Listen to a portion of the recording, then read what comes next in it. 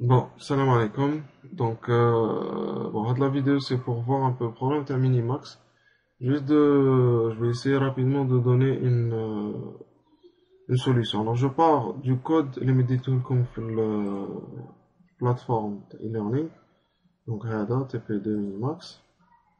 Donc, هذا هو le code. Donc, je vais prendre le code tel qu'il est. D'accord? Je vais copier Minimax. Enfin, Minimax. Pas copier PyCharm.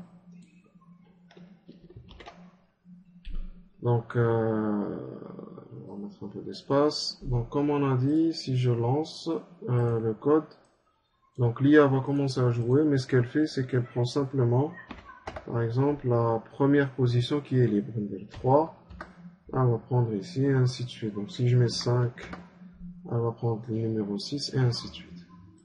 Pourquoi? Parce que dans mon code minimax, il retourne 1, c'est-à-dire le premier choix qu'il fait au niveau de la fonction jeu IA, qui est de trouver la première position libre et mettre un X, le score, qui est retourné par la fonction minimax, lui dit que c'est le meilleur score, donc 1. C'est le meilleur choix, et donc il continue avec ce choix-là. Du coup, pour faire maintenant la fonction minimax, alors on a besoin déjà des conditions d'arrêt. D'accord? Les conditions d'arrêt, on a dit qu'il y en avait 3 et qu'on allait utiliser la fonction vérifier quel joueur gagne. Alors cette fonction-là. Donc on a voilà ici. Je vais tout effacer, tous les commentaires. Donc def minimax if vérifier quel joueur gagne de. On a besoin de la table bien sûr qui est en entrée et du marqueur X. Donc si c'est X qui gagne, alors on va retourner 1. D'accord? Alors else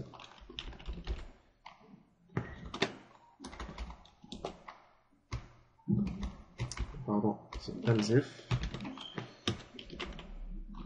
Alors vérifier quel joueur gagne toujours avec la même table mais cette fois avec le marqueur O.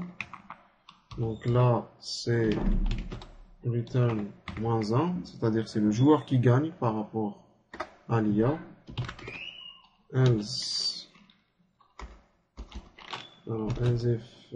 Maintenant si la table est remplie, donc table remplie de table, on arrive à un cas où la table est remplie, là on va retourner le chiffre 0, c'est-à-dire que ni l'un ni l'autre n'a gagné, et on va retourner donc comme étant un match nul. Donc ça c'est pour les conditions d'arrêt, c'est une chose.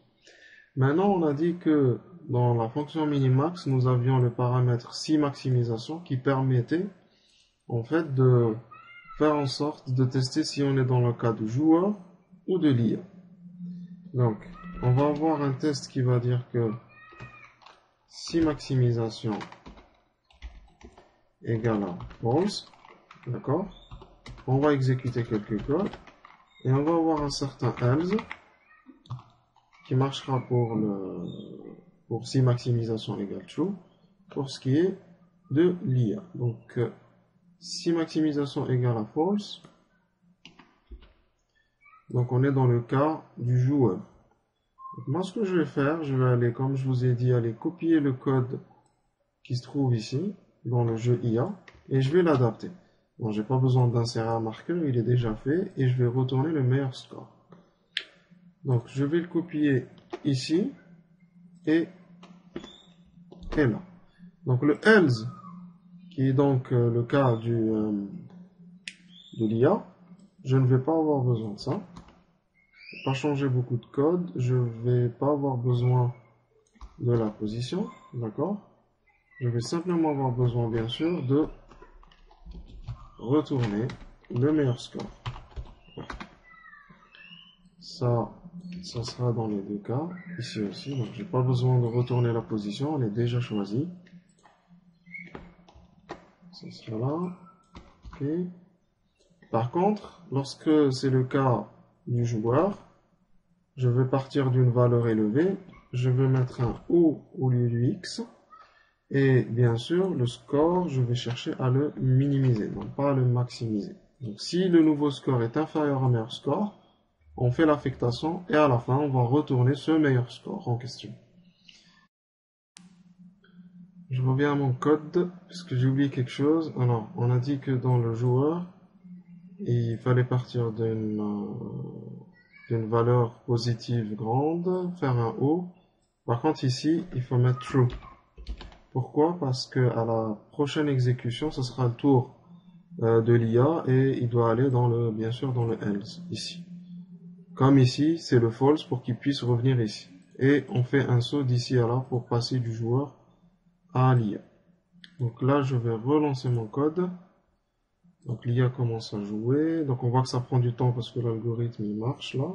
Donc si je choisis maintenant le 2, l'IA, elle ne va pas jouer la première position libre qui est le 3, mais plutôt ici le 4 parce que c'est que après ça ira ici. Donc si je joue maintenant le 7, donc l'IA va jouer ça. Donc, je vais essayer de jouer. Alors là, je suis presque sûr que je suis sûr que l'IA va gagner. Pourquoi? Parce qu'elle a deux choix. Soit là, soit là. Même si je joue le 6 ou le 9, de toute façon, elle va gagner. Donc, je vais jouer le 9 pour voir. Et voilà, elle a choisi le meilleur choix qui était là et l'IA a gagné. Donc voilà, il y avait quelques petits changements à faire sur le code pour pouvoir le lancer. Sauf, surtout ici. Donc le jeu IA, il restait le même dans la partie else. Mais la partie joueur, il fallait faire l'inverse tout simplement. Voilà.